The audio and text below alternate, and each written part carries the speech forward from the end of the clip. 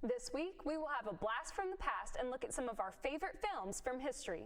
We will be coming at you with Historical Movie Week next up on The Verdict.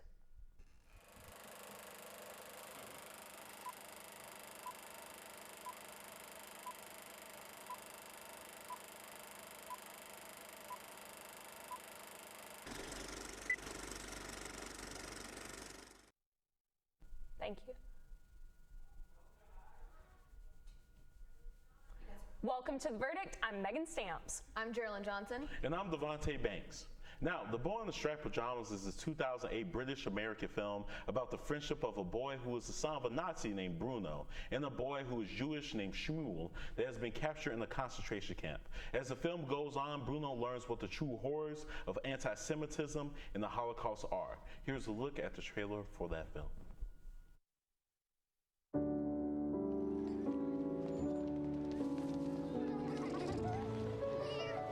I know it's hard, but we're all having to say goodbye to our friends for the time being. Moving? Where to? The thing about being a soldier is that if your country needs you to go somewhere, you'll go. Think of it as an adventure, like in one of your books. Children, look. Our new home.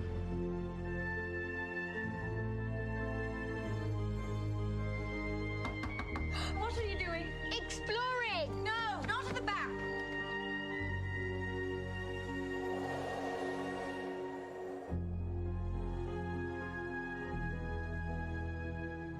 Hello. How old are you? 8. Me too. Why do you wear pajamas all day? The soldiers. They took all our clothes away. My dad's a soldier, but not the sort that takes people's clothes away. That one there, 2 there. This one. No, that one. Here. No.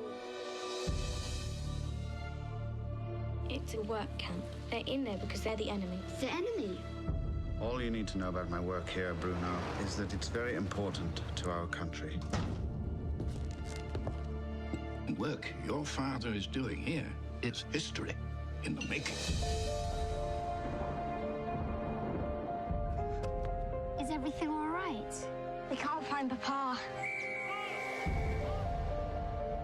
I'm a soldier. Soldiers fight wars. That isn't war! It's a vital part of it. We're not supposed to be friends, you and me. We're meant to be enemies. Dad's a good man. Of course he is.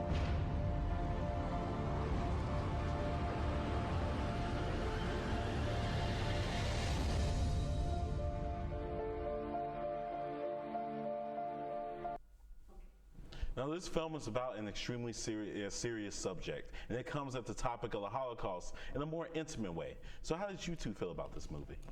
I think it was really important because the Holocaust is a really traumatic time in history. I just didn't think I didn't like it or dislike it. I was really indifferent about it. I thought it really showed an important aspect of it, like how two opposing sides can come together, and I think that's really important, especially for society. You know what I mean? I don't really know exactly what I'm saying there, but you know what I mean? Like a Jewish little boy and a Nazi little boy and a German boy are friends, and that it shows what we need to do as adults. You know, I think it brings it together. It's an important message. Oh, I love this movie from the bottom of my heart. I think I told Devontae earlier, I saw this movie way too much younger than I should have. I think I watched it in 6th grade, and afterwards, I think I was crying for about 2 hours. My parents didn't know how to calm me down. This movie was wonderful. And then, of course, watching it again and again as I got older, I think it's really important that it was seen through the children's perspective more than anything, because that showed just truly how innocent they were and just how absolutely pointless that this was. You know, I thought it was beautiful. See, with me, I feel like the Holocaust is this very important event, so all that stuff was effective. But as far as the relationships, I didn't really buy as much, and I feel like it forgot to be a movie. Something I feel like it'd be really comparable to, obviously there's the big ones like Schindler's List, but I feel like the one that's most comparable to in my mind is this Italian movie called Life is Beautiful, which is also pretty much from the standpoint of the kid, having to live in a concentration camp, but that movie remembers to be a movie with plot and characters. It makes you actually really like his characters, so, you know, you actually feel like this kind of despair when someone doesn't end up in the right place. And with this one, the only reason you like the characters, and I did somewhat like them, but it was just because they were in this situation. It was just because they were in a concentration camp. It wasn't because of anything that defined them. I disagree. Yeah? Sorry, you keep on going. No, I'm go about ahead. to rip that to shreds. Yeah. No, from the very first scene that Bruno and Schmoll, is it Schmoll? Yeah, that they meet, I think that they, like, you can see through their innocence, they're just establishing such a pure relationship. Like, doesn't he bring him food and they start playing games together? And aren't they even at one point like throwing a ball over the wire or the fence? I don't know. I might be making that up, but like, I don't know. I think it's just the connection that they establish, but not even just with the two boys, but with each character makes you want to delve further into the story, because even the sister in the movie, you can tell she has a good heart, but of course she has a crush on one of the Nazi soldiers. And you watch how, like, her heart is good, but she's like hanging up this like Hitler propaganda in her room and like falling prey to this. So I don't know. I think everyone's storyline is individually like just so well written. I connect to them. I connect to all the characters. Yeah, I can see it, but also it's like, for example, like in Life is Beautiful, like you see the kid, like, he really likes silent movies in that movie, and he really likes, comedy antics and stuff. Just like, I feel like those are just like little smaller moments, because every moment in this movie, I guess the way I would put it, it felt like it was trying to be important, Like each frame of this movie felt like it could have been like a background cover in an art museum, Mm-hmm. Like even them throwing the thing over the fence or just talking, it was the whole time, it was making a point about this, little Nazi boy and this little Jewish boy, where I feel like something like Life is Beautiful is more like, oh, these are people, and they have actual emotions and love and laughter. It's not trying to be important. So when it hits, I feel like it really hits for me.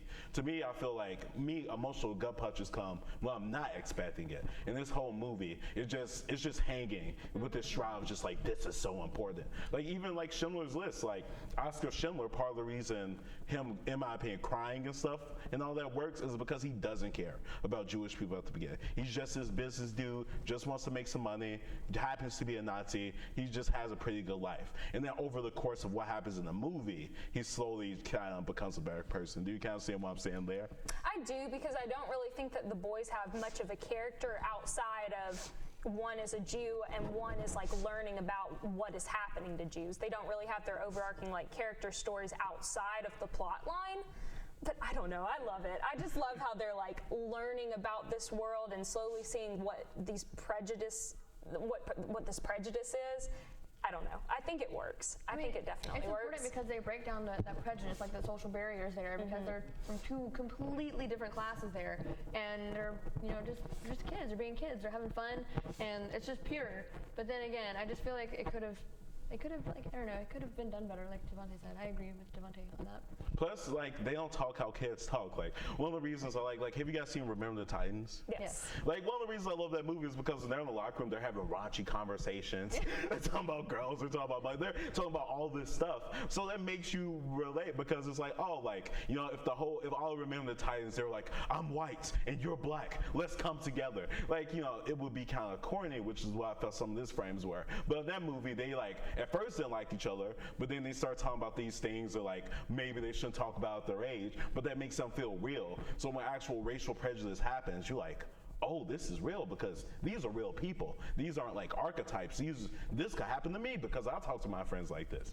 Not saying that I talk to my friends like that. I'm going to agree to disagree, though, because I think this movie's not supposed to be a relatable movie. And I think that is maybe a key point in movies like Remember the Titans, but for this, it's supposed to be shock value. And you have to remember that Bruno was brought up in like a family that's probably raised him to be proper his whole life, so he's not going to have just that friendly talk. So I don't know. I definitely agree with you guys, but I'm going to be a big defender of the movie probably no matter what. All right. In Roman Polanski's 2005 adaptation of Oliver Twist by Charles Dickens, we are honed in on what it is like to be a young boy in London and never really stay put for very long. We follow the life of Oliver Twist, an orphan who is tossed around into workhouses and orphanage, and he meets a young pickpocket. He ventures out to join this pickpocket and their household of young thieves who steal for their master, and we will take a look at how it may have helped or hurt him. Here's the trailer for Oliver Twist.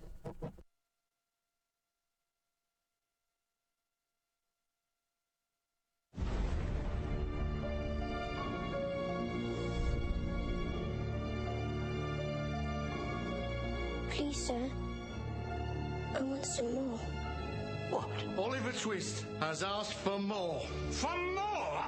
That boy will be hanged. You know you've got no father or mother, and that you were brought up by the parish. Yes, sir. You have come here to be educated and to be taught a useful trade. Take down the shutters. Clear the office. Say your prayers. Yes. Let the boy alone. Let him alone. Well, everybody's let him alone. His mother, father, and all his relations just let him alone. So we need someone who don't. My name is Jack Dawkins, better known as the Artful Dodger. Oliver Twist.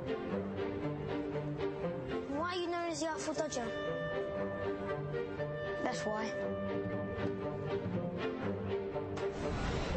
Oliver Twist. I hope I have the honour of a more intimate acquaintance. Come on, Oliver, join us. Put yourself under Fagin and you'll be able to retire and do the genteel. Police are engaged in searching for Fagin and William Sykes, a well-known dangerous villain. You know what this is? Fancy that. You're famous, Fagin.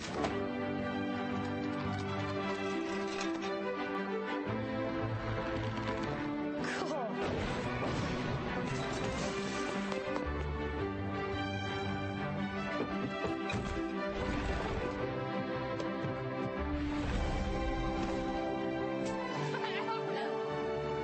Thank you, sir, for your kindness. I'll always remember it.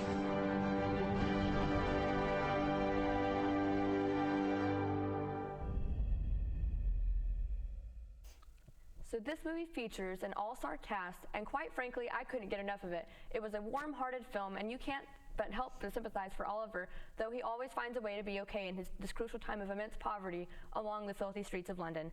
So did you guys want some more from this film? Yes. That would be a big no from me. Oh!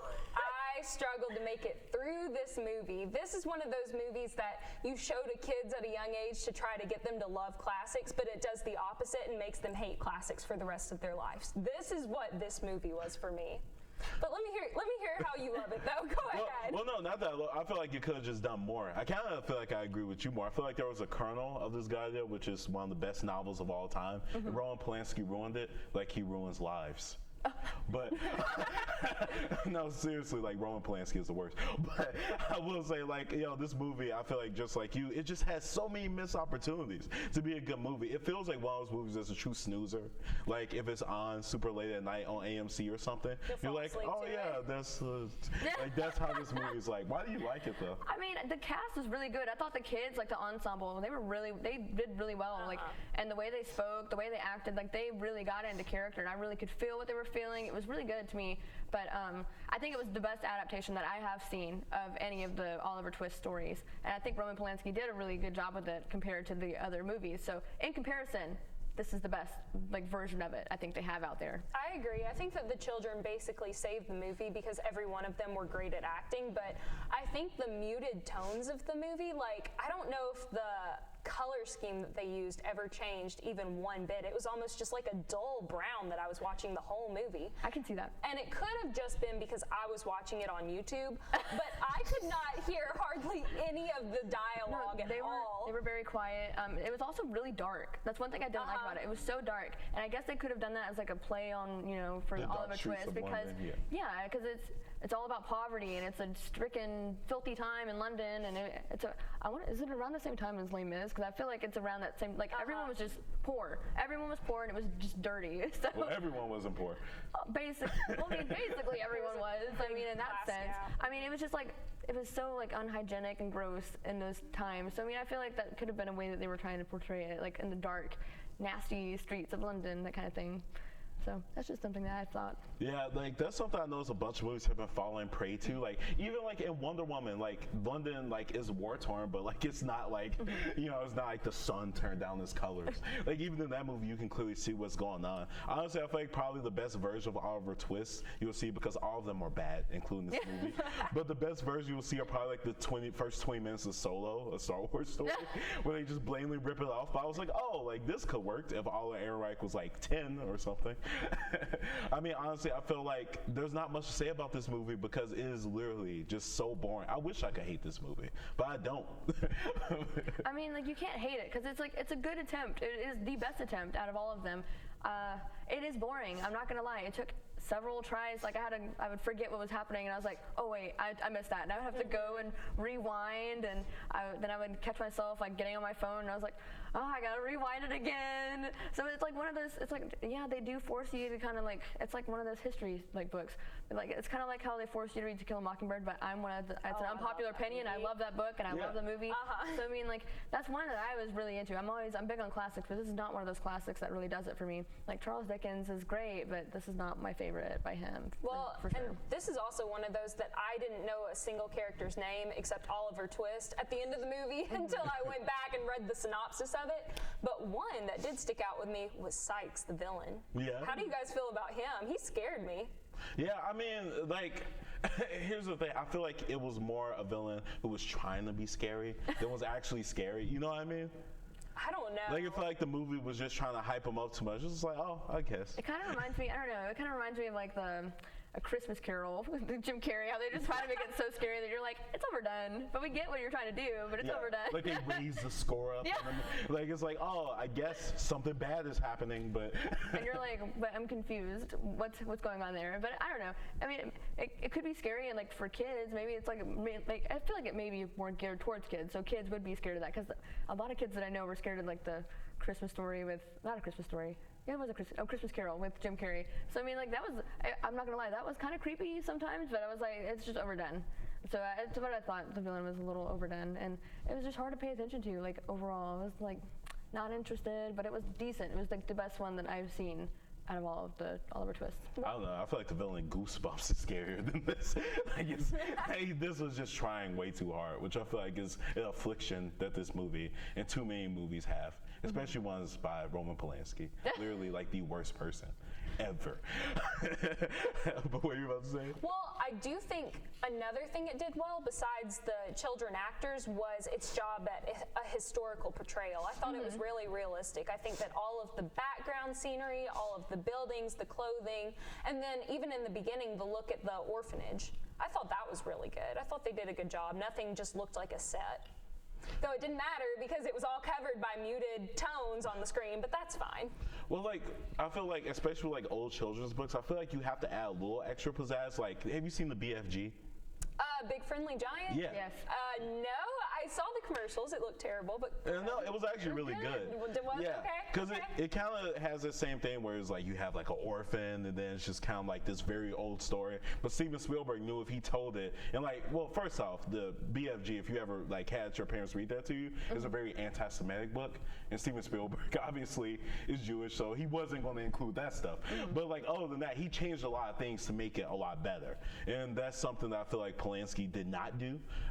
Is just like change all the things that may be too boring or just maybe don't add to the plot or maybe don't work in a modern context. I feel like that's one of the many reasons Steven Spielberg is a better director and person, but it's not hard to be a better person than Roman Polanski. I hate Roman Polanski. But this movie honestly is just awful. Well, next up after that movie is James Cameron's Titanic, which stars Leonardo DiCaprio and Kate Winslet. It's accumulated a rap sheet of Academy Awards so long that it would struggle to fit inside of the boat. These include Best Picture, Best Director, Best Original Music Score, Best Cinematography, and the list goes on and on. The film captures the 1912 RMS Titanic's voyage to its final resting place in the Atlantic Ocean, along with its 1,500 passengers. We follow the journey of star-crossed lovers Jack and Rose, whose love story defies class, prejudice, and even death itself. The 3-hour movie is hailed by many, including myself, as the best love story of all time, and it is sure to leave your heart in an ocean of tears. Let's take a look now at Titanic.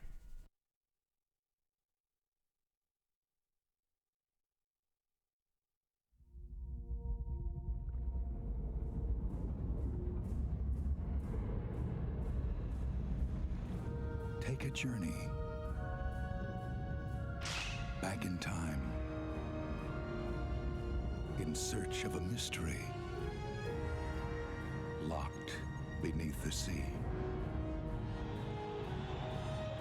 On December 19th,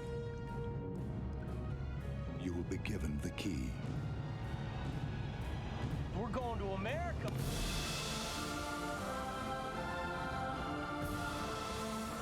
Oh, forget it, boyo. You'll never get next to the likes of her. Don't come any closer. I'll let go. No, you won't. You are not to see that boy again. I'm the king of the world! What made you think you could put your hands on my fiancée? It's not up to you to save me, Jack. They've got you trapped. If you don't break free, you're gonna die. It's a ship. There's only so many places she can be. Find her. Iceberg, right ahead! Haul away! The water is freezing and there aren't enough boats. Half the people on this ship are going to die. For God's sake, there's women and children down here! Let us out so we can have a chance! Where are you going? What to him? You jump, I jump, right? I hope you enjoy your time together! And God shall wipe away all the tears from their eyes, and there shall be no more death.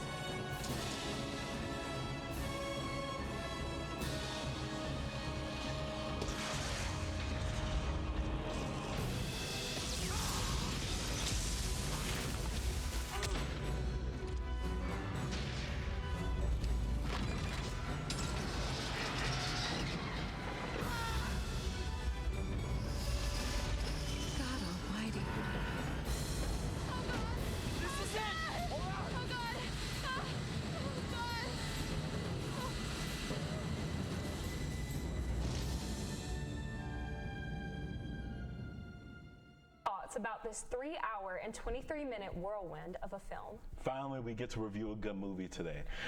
Honestly, I think I agree with you. This is probably one of the best love stories, not just love stories, one of the best stories probably that will come out of American cinema. I mean, you have one of America's greatest directors, greatest actors, interesting actress, but still a great movie. The script still propels it past that one small part. But I truly feel like everything works. The score works, propeller guy hitting it works, the love story itself works. And one thing I really like that a lot of movies don't do that this movie does is it takes a while to build up chemistry with the main characters. Like a lot of movies, especially nowadays, as soon as people meet, they're in love. And I know people love like the whole love at first sight meme, which is cool and all. Like that can happen. But movies are all about tension and anticipation. And I feel like this movie has a lot of that. So by the time you get the moment where he and Rose finally kiss, I feel like it's truly earned. That insta-love trope, gotta go. Yeah. Gotta go, doesn't work. Now, I see you shaking your head. Why are you hating on my favorite movie? Very unpopular opinion, I hate this movie. I hate it. Wait, why? Okay, it's not a bad movie. I don't dislike James Cameron. His movies are really long, by the way, like way too long. I feel like it was way too long. Like, I fall asleep in the middle of it and then have to pick it back up the next day to watch it. Except for, I will say, I loved his movie Avatar. That was a great movie. That was like a long movie, but it was perfect. Well, you don't like True Lies, Terminator 2? Well, I couldn't think of like any of the other ones, but those are all good too. But I mean, like Titanic didn't do it for me. I love Leonardo DiCaprio with all my heart. He's one of my favorite actors. I think he deserved an Oscar for either these movies or Great Gatsby, but he won it for The Revenant. That made me really upset. But wait, that's a good movie. It was a good movie, but he deserved it way beforehand. Anyway, so that's a soapbox. So let me continue because I think this is a historical film, and it's such a terrible thing that happened, and it showed the classes very well. I agree, and it had a lot of really good actors in it. But I thought the love story was really pointless. I didn't care for it. I did not care for it at all. And it just makes me really mad that they just threw that in there. But I mean, that's the main thing. When you think of the Titanic, you just think Jack and Rose, and that's not what it is. It's the big ship that just sunk. And also, she had room on the thing. She had it's an issue of buoyancy. I'll agree She with had that. room on it. He did not deserve to die. She did not deserve to live. So it's fine. Scoot over. Well, here's the thing: it's an issue of buoyancy. So, if you actually went and actually laid down on it, it would kind of be half submerged in the water, and they both would have died. they would have died together. That would have been a true love story. Well, no, like if I'm already gonna die, my girlfriend doesn't have to die too. Like that's not part of a relationship contract. I'd say we'll take turns and see who makes it. No, but like if you're submerged for too long, you would get like hypothermia anyway. So like but at that point, I think he knew like his body was already just not gonna function, even if they did switch.